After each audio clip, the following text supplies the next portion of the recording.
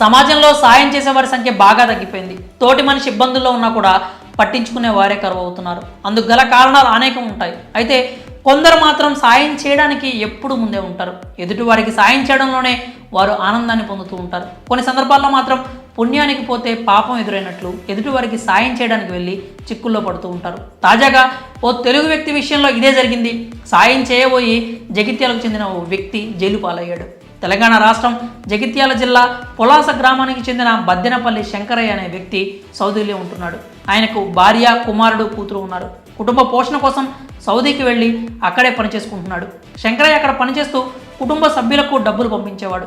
గత నెల 12న కొలంబో విమానంలో భారతదేశానికి బయలుదేరాడు. అదే విమానంలో ఇతర దేశాలకు వెళ్లేవారు కూడా ఉన్నారు. అదే విమానంలో శ్రీలంకకు చెందిన ఓ మహిళ తన 2 పిల్లలతో ప్రయాణం చేసింది. ఆ మహిళ పిల్లల్లో ఓ చిన్నారికి శంకరయ్య దుప్పటి కప్పే ప్రయత్నం చేశాడు. దీంతో దానిని తప్పుగా భావించిన సదరు మహిళ సీరియస్ అయింది.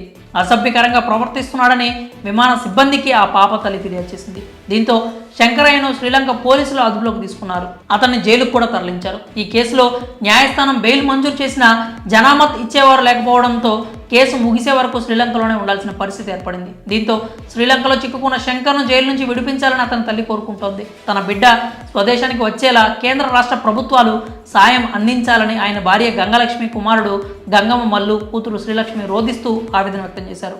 శంకరయ్య లాగానే గల్ఫ్ దేశాల్లో ఎంతోమంది తెలుగు వాళ్ళు నరక యాతన అనుభవిస్తూ ఉంటారు. అక్కడి ఓనర్లు పెట్టే హింసలను కుటుంబాల కోసం భరిస్తూ అక్కడే ఉండిపోతున్నారు. మరికొందరైతే చనిపోయిన ఘటనలు కూడా ఉన్నాయి. శంకరయ్య లాగా అక్రమంగా అరెస్ట్ అయ్యి అక్కడి జైల్లో మగ్గుతూ ఉన్నారు. శంకరయ్య విషయంలో తెలంగాణ రాష్ట్ర ప్రభుత్వం, కేంద్రం సాయం చేయాలని ఆయన బంధువులు వేడుకుంటున్నారు. మరి సాయం చేయబో